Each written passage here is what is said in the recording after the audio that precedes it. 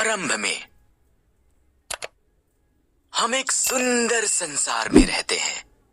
आपके इर्द गिर्द अद्भुत वस्तुओं को देखें। आओ हम आरंभ में चलें और देखें बाइबल इसके बारे में क्या बताती है कि ये कैसे आरंभ हुआ।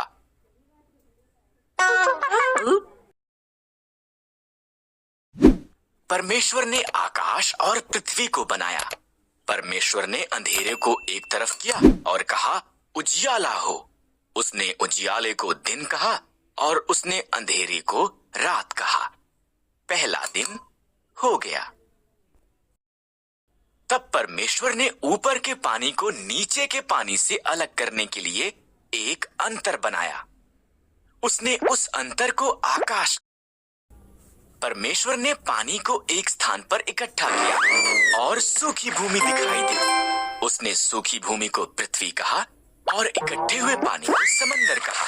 तब उसने घास, अनाज के पौधे और पेड़ बनाए। तीसरा दिन हो गया। तब परमेश्वर ने आकाश में ज्योतियां बनाई। उसने दिन के लिए सूर्य, रात के लिए चंद्रमा और सभी तारे बनाए।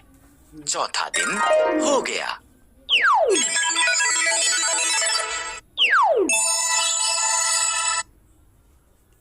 परमेश्वर ने पानी में तैरने के लिए मछलियां और आकाश में उड़ने के लिए पंछी बनाए। फलों फूलों उसने उनसे कहा संसार को संगीत और पानी में चिपचिपाने की आवाजों से भर दो। पांचवा दिन हो गया।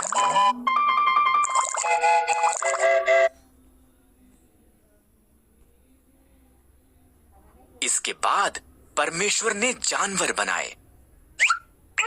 उसने खेतों के जानवर, जंगली जानवर और जानवर जो भूमि पर रेंगते हैं को बनाया।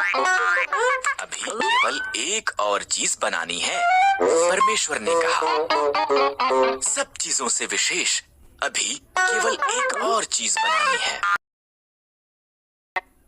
इस तरह परमेश्वर ने आदमी और औरत को उसके स्वरूप में बनाया। फलों फूलों उसने कहा संसार पर अधिकार रखो। मछलियों, पंछियों और जानवरों की देखभाल करो। छठवां दिन हो गया।